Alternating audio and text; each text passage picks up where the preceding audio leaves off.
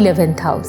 11th house হচ্ছে ultimate আমাদের যে ডিজায়ার্সগুলো থাকে সেই ডিজায়ার্সগুলোকে সাকসেস করছে, আমাদেরকে ফুলফিলমেন্ট করছে। সুতরাং তাহলে আমাদের চতুর্থ ভাব, আমাদের পঞ্চম ভাব, আমাদের নবম ভাব, আমাদের একাদশ ভাব, এই চারটে ভাব আমাকে নিতেই হচ্ছে। এবং তার সাথে আমাদেরকে লগ্নের ষষ্ঠ ভাব, যেটা পাঁচটা ভাব, সেটা হচ্ছে লগ্নের ষষ্ঠ ভাব, কারণ এটা হচ্ছে আমাদের মেন ভাব ফর কম্পিটিটিভ এক্সাম।